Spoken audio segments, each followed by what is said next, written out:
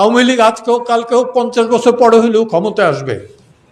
প্রতিবাদ কিন্তু এই গভর্নমেন্টের বেলা আওয়ামী লীগ করে নাই, কেউ করে নাই।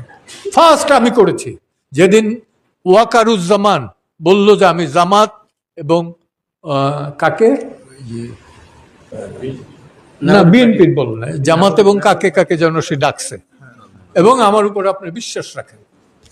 আমি সাথে সাথে কিন্তু ফেসবুকের লাইভে গিয়ে বললাম যে একটা বেআইনি ঘোষিত সংগঠনকে তুমি ডাকতে পারো না ওই চেয়ারে বসে। মামুনুল হক ওই চেয়ারে বসে বেআইনি ঘোষিত যে সংগঠনটার কোনো ওই নাই। এই সংবিধানে আবারও বারবার বলছি যে এই সংবিধানে হাত দেওয়ার চেষ্টা করবেন না। হাত শুধু কেটে ফেলবো না, ওই লোকগুলো বিদেশি, তো তারা এমনি বিদেশি এসে এখানে স্বদেশী ভাব দেখাচ্ছে। মনে হয় যে এই জন্য আমার যুদ্ধ করা উচিত হয়। বিশ্বাস করার প্রতিটা রাত আমি কান্না করি যে কেন কি করতে পারতেছি না, আমার বয়সের কারণে, আমার শারীরিক কারণে। ছেড়ে দেওয়ার লোক আমি ছিলাম না, জীবনে কোনোদিন জ্ঞান তো কোনো অন্যায়ের সাথে আপোষ করি নাই। আমি পুত পবিত্র এটা বলবো না, কিন্তু জ্ঞানও তো আমি অন্যায়ের সাথে আপোষ করি নাই। আমার এই মুক্তিযোদ্ধাদের গলায় যখন দেখি জুতার মালা, জুতা দিয়ে বাড়ি দেয়, হচ্ছে কিছু করতে পারছি না, তখন আমার মনে হয় যে আত্মহত্যা করে বোধ উচিত। তো সেই কারণে আমি বললাম যে আপনারা না, আমি সবচেয়ে বড় অসহায়। একটি সুখবর দিচ্ছি, আজকে ম্যাজিস্ট্রেট কোর্ট থেকে সাভার যে এক মহিলা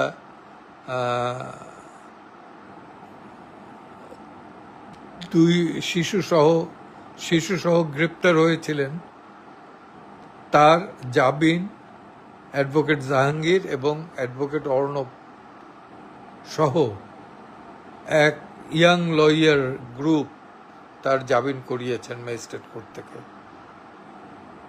জয় বাংলা বলার জন্যে, বঙ্গবন্ধুর কথা বলার জন্যে তারা গ্রেপ্তার হয়েছিলেন। আজকে আদালত তাদের জামিন মঞ্জুর করেছেন, আদালতকেও ধন্যবাদ। এবং এই নবীন আইনজীবীদের প্রতি জাতি কৃতজ্ঞ থাকবে। ধন্যবাদ সবাইকে।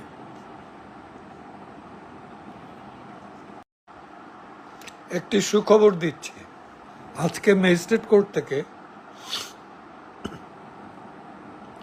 সাভার যে এক মহিলা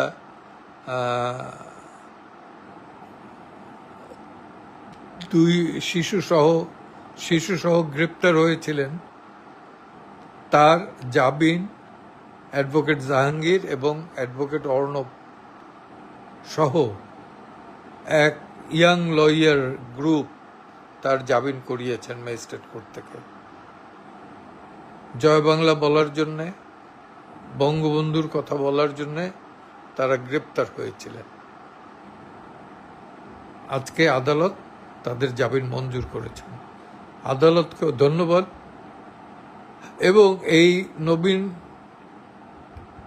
আইনজীবীদের প্রতি জাতি কৃতজ্ঞ থাকবে। ধন্যবাদ সবাইকে।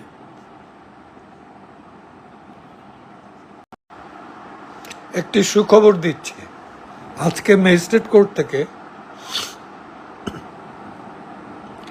সাভার যে এক মহিলা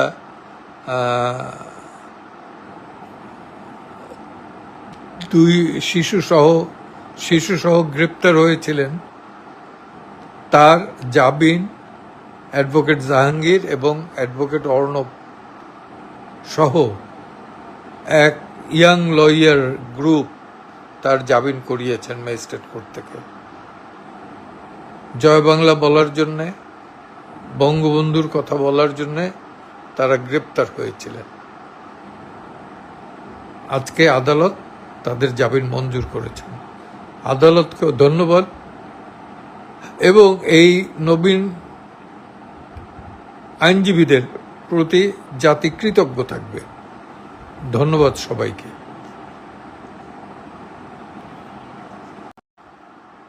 একটি সুখবর দিচ্ছি, আজকে ম্যাজিস্ট্রেট কোর্ট থেকে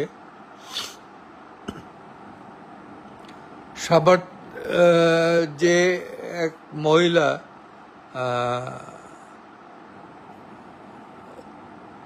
দুই শিশুসহ গ্রেপ্তার হয়েছিলেন, তার জামিন অ্যাডভোকেট জাহাঙ্গীর এবং অ্যাডভোকেট অর্ণব সহ এক ইয়াং লয়ার গ্রুপ তার জামিন করিয়েছেন ম্যাজিস্ট্রেট কোর্ট থেকে।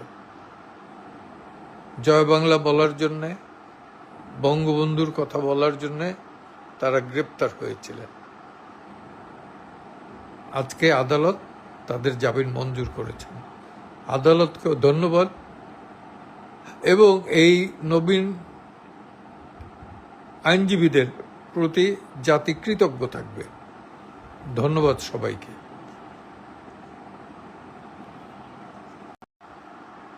একটি সুখবর দিচ্ছি, আজকে ম্যাজিস্ট্রেট কোর্ট থেকে সাভার যে এক মহিলা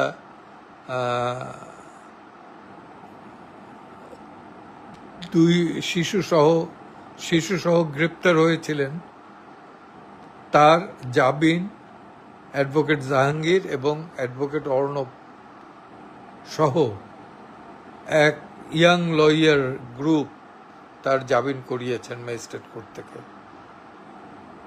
জয় বাংলা বলার জন্যে, বঙ্গবন্ধুর কথা বলার জন্যে তারা গ্রেপ্তার হয়েছিলেন। আজকে আদালত তাদের জামিন মঞ্জুর করেছেন, আদালতকেও ধন্যবাদ। এবং এই নবীন আইনজীবীদের প্রতি জাতি কৃতজ্ঞ থাকবে। ধন্যবাদ সবাইকে।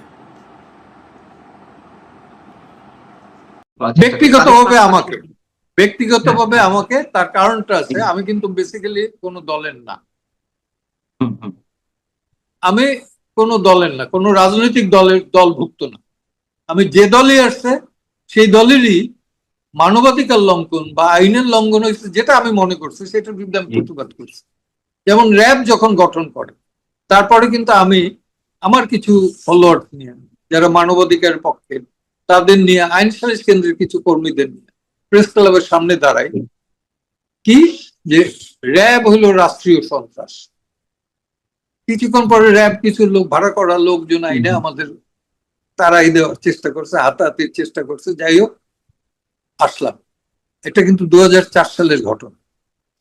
তারপর থেকে প্রফেসর একজন বামপন্থী নেতা মোফাক্কার চৌধুরী, তাকে মিরপুর থেকে তুলে নিয়ে কুষ্টিয়ায় হত্যা করা হয়েছে, সেটারও প্রতিবাদ করলাম। খুলনা পোর্ট থেকে একজন মাস্তানি, সে ডকে আছে, সেইখান থেকে সিভিল ড্রেসে গিয়ে ছিনতাই করে রাস্তায় গুলি করে মারি ফেলেছে। সে দুষ্কৃতিকারী, এটা ঠিক, কিন্তু কোর্টে ঢুকে মাস্তানি করে জাজ সাহেবও বুঝতে পারে না, সেও গিয়ে কোন রকমে আত্মরক্ষার জন্য গেছে। আমরা কিন্তু এগুলোর প্রতিবাদ বিএনপির আমল থেকেই করে আসছি। পরবর্তীতে আওয়ামী লীগের সময় যখন নারায়ণগঞ্জের 7 মার্ডার, সেটার আমরা বিরোধিতা করলাম। পরবর্তীতে এই রেজওয়ানার হাজবেন্ড যখন কিডন্যাপ হইলো সেটার বিরোধিতা করলাম। তারপরে এই আদিল, সে যখন ঈদের দিন নাকি ঈদ দিন মিশে যাইতেছে, তারপর অন দ্য ওয়ে থামাইয়া Adilur Rahman Khan, most ungrateful creature. তো সে তাকে যখন ই করা হইলো, আমরা প্রতিবাদ করলাম কিসের? আমরা তখনও জানি না কি কারণে গ্রেপ্তার হয়েছে, জানার চেষ্টা করলাম, ডিবিতে ফোন করলাম, বলল যে না, পরে জানানো। আমরা প্রতিবাদ করলাম কি যে ওয়েতে তাকে গ্রেপ্তার করা হয়েছে, আমার সাথে স্বাধীন মালিকও ছিল, যে ওয়েতে তাকে গ্রেপ্তার করা হয়েছে অন দ্য ওয়ে, তার তো বাচ্চারা ট্রমাটাইজড হয়ে গেছে। এটা কিছুতেই ঠিক না। এখন আমি বলি ওটা ঠিক না। যখন আটক করা হলো আওয়ামী লীগের সময় তারও প্রতিবাদ জানিয়েছিলেন এবং গুলি বন্ধ করার জন্য আপনারা রিটও করেছিলেন।